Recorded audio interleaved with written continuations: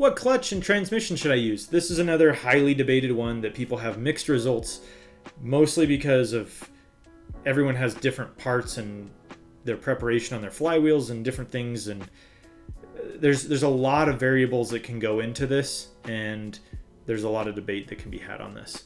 So for someone who's just trying to reach that like mild 350 wheel horsepower mark, there's a brand that you'll find on eBay named Clutch Max. They are really good. I've ran one in actually 3 different cars now. They rebranded a long time ago, but it's 3 different cars, the 6-puck 228 millimeters, and they've held up great. They are a little bitey. When you let the clutch out, they bite just a little bit, but they're like $120, and they're mind-blowing for how cheap they are. They're really good. I'm not just saying that.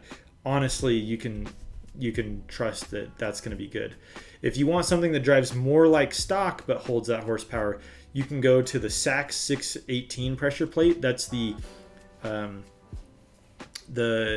M3 pressure plate, if I remember right. And that one with a 228 more stock style disc will actually give a really good result. The pressure on the 618 on the pressure plate, they're just putting more clamping force on the disc.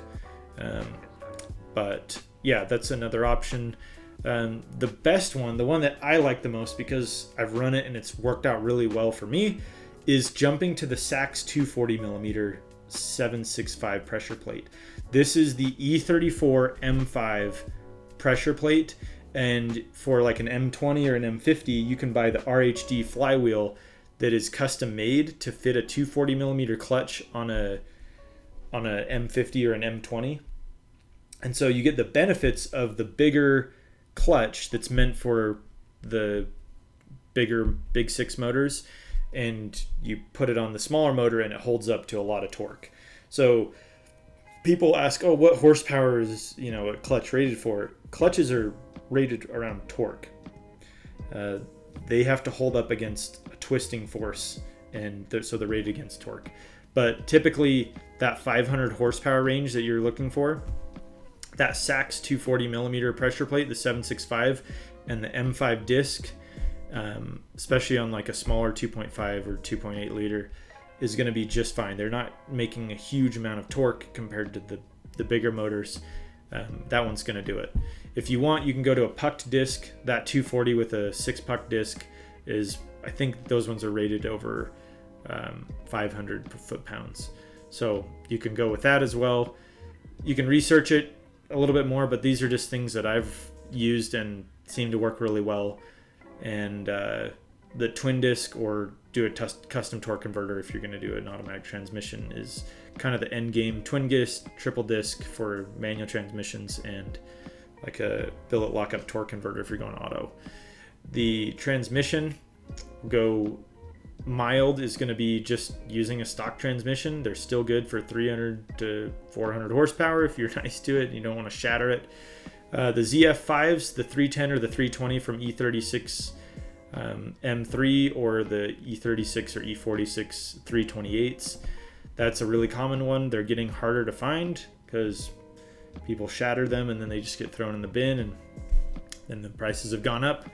But those are kind of the go-to 5-speeds. There's the 6-speed out of the E46 ZHP that you can do as well, but those are also kind of difficult to find. If you want to go with the wild setup, seems like right now the BMW transmission of choice is the GS6 53BZ, the E90 like N54 transmission is the GOAT, but it is also very big and it's very long.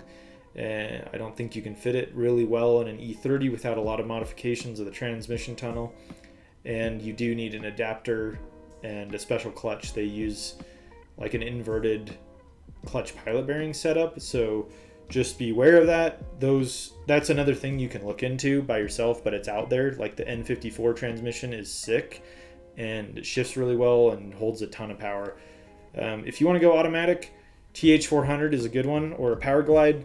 Perry Hubling is really cool. I've talked to him before about his setup. He makes adapters for M50s and M20s to go to a TH400, and TH400 essentially is the sky's the limit.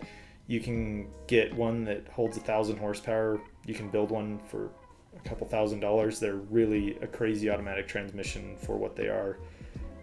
They're old technology, but they're really solid, and they have an extremely good support in the aftermarket. And if you're feeling it, you could do the dual clutch transmissions. Those are a big thing now. You have to get an external controller for most of them, unless you run like a max ECU that has dual clutch support for the E90 non-M3 DC transmissions. But that's a whole nother thing. Just, pick something that will reach your goal.